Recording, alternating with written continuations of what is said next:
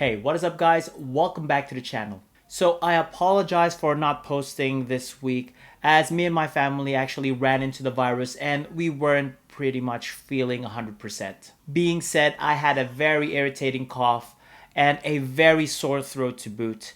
So it's pretty hard to even finish a sentence without even coughing. Anyway, now that I'm feeling mildly better,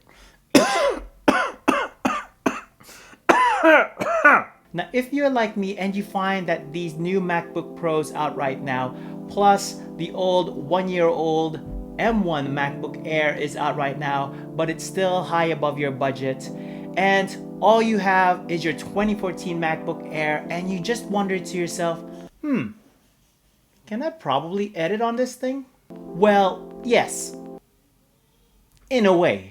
Okay, so I have an early 2014 MacBook Air with a 1.4 dual-core Intel Core i5 with, get this, a 128 gigabyte memory and a whopping, and I kid you not, a whopping 4 gigabytes of DDR RAM. So that's as much as basic as you can get. So with using this, do you think we can actually make a decent video out of this old 2014 MacBook Air?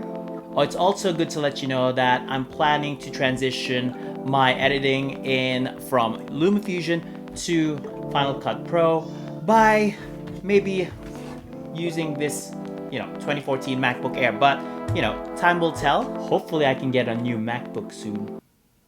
So anyway, I've downloaded this Final Cut Pro free trial from the Apple website. It's pretty much easy. All you have to do is Google in free trial Final Cut Pro and Google will actually lead you to an Apple link. There you should just click and download it and you can actually pretty much use it for 90 days. Now I'm not sure what the difference is with regards to using a free version to the actual version, but I'll probably do a separate video comparing using a trial version to the actual paid version. Hopefully at that time my MacBook Air can still process the program itself. Okay, so I'm gonna try and edit a basic video using this early 2014 MacBook Air and give you my impressions on with regards to how well it performs, if there's any lag or staggering, or if it's not usable at all. Well, let's see how we go. Let's see how heavy this MacBook Air can actually take with regards to making or editing the videos with a lot of effects. Hey guys, just letting you know, I'm still pretty much new at Final Cut Pro and I'm still learning, so be gentle with me. Now, let's open up Final Cut Pro right now. As you can see, it's actually taking its time. Now, be mindful that this is only the trial version. As you can see, it's saying that I only have 67 days left until this license expires. Well, it's not pretty much a license, it's just a trial version.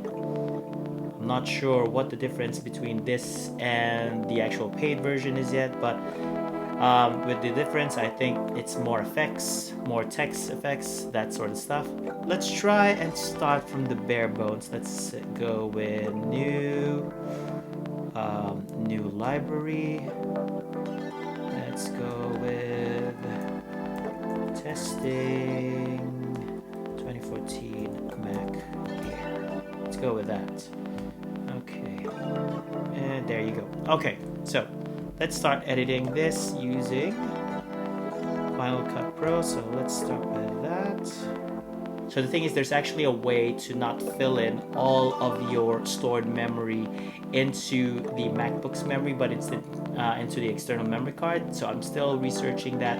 But again, with the 128 gigabytes, it's actually very limited. So I'm going to put a time lapse on this so it's easier for you to actually see the video editing, and later on I'll explain the lags that I'm getting with regards to editing this video itself.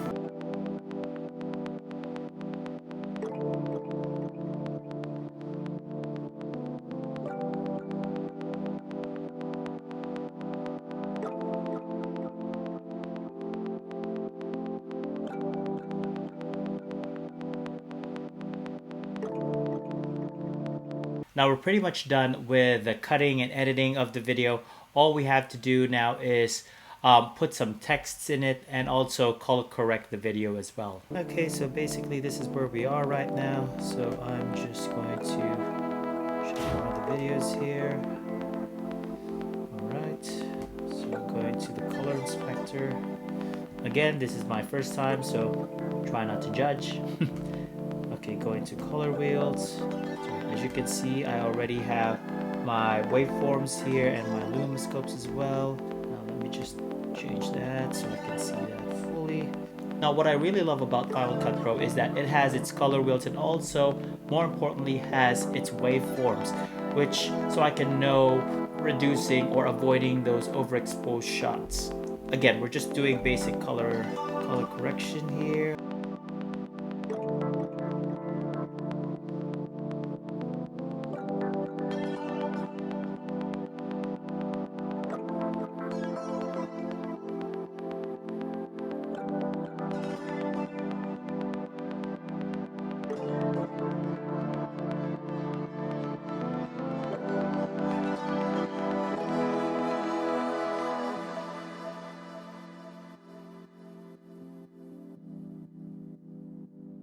Alright, so basically after a long edit, I managed to make a 4-minute video. So basically this is it. Let's see how we do this. Okay. Ooh, I almost forgot. We still have to add one more feature that I actually forgot. Putting some text effects as well. Just gonna write a simple message here. Let's say Sigma 16mm f1.4 lens test. So this is just basically video editing, and it's not actually more so of how good or how bad I actually edit my videos. I actually take more time than this. I'm just editing this video just to show you how it is or how it feels editing a video on Final Cut Pro using an early 2014 basic MacBook Air. Okay, so I put a timer here to check how long does it take to render a nearly 4-minute video. So let's try and check it out right now. So I have my time lapse ready as well. I'm gonna do it right now. And we're gonna try and render it as is now. Export, and say it says 1.96 gigabytes at H.264 standard rec. Okay, so that's all there. Sure that we do this right. In 3, 2, 1. So I don't know if you can hear this, but the MacBook Air is actually working its way up as well. Its fans are blowing louder than before. Let me just show you right now.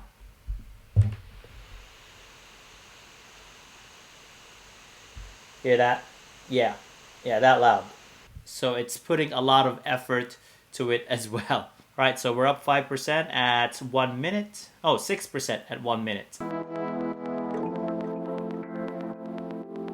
You can see the 2014 MacBook Air is really working its butt off just trying to render the video. You can hear the fans just right here, right now, and it is struggling, but you know, it's really doing a good job, to be quite honest. Okay, so basically we finished around the 12-minute mark on actually editing on this 2014 MacBook Air with an almost 4-minute video. Now let's see if it'll actually play.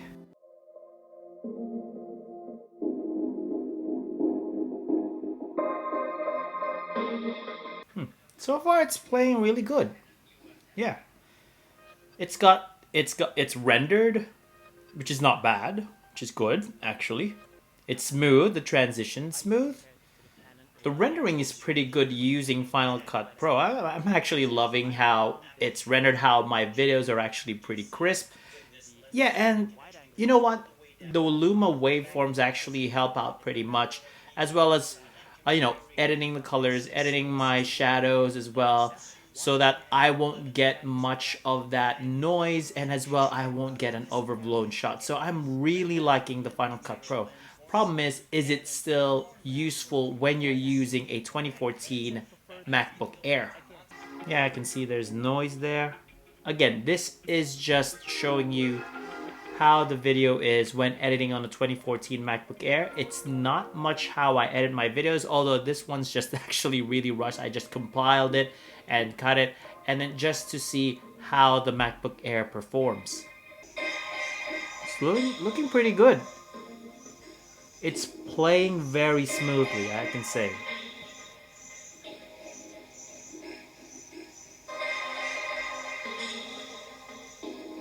So, what do you think?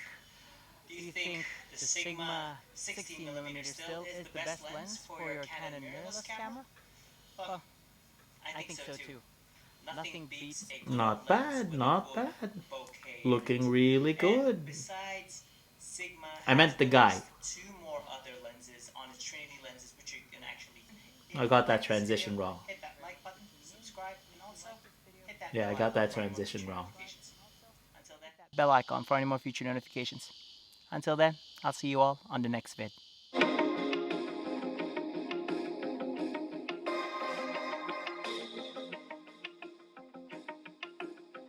Okay. Turns out the video is actually pretty good. Now, what are my thoughts editing on this 2014 MacBook Air? Well, to be quite honest, it's actually not bad editing on this laptop right now. Although if you can take the lag, and if you're only doing, basic videos and you're not pretty much making a film production or not putting too much effects and transitions on it, I'd say it's not bad using a 2014 MacBook Air on this. And mind you, again, I'm using a 4GB DDR RAM, 128GB MacBook Air, so that is as basic as you can get with this. Although I have a few points here. First off, when using this, like for example, when you're editing your video here, it takes some time for the videos to actually show up on your video reel. Right now, when you're playing the video, as you can see, the video is still a bit choppy because the MacBook Air is actually processing it. And as you can see from there, you can see it here that the audio waves are actually not showing, as well as the video reel is not showing. But the only trick for you to be able to see that is to just pause the whole video and wait for it to load. It'll take a few minutes just for it to load. So as you can see, there's my video reel and there's my audio reel as well. So far with importing media from your SSD to this, it's actually not that bad. Again, if you're just doing a basic video such as talking headshots and there's not much effects going on there, you can actually put your lower thirds here. You can actually put a decent title as well. Now, with regards to doing an actual video, what I mean to say is an actual film using this, I'd say maybe you are going to push it onto its limits.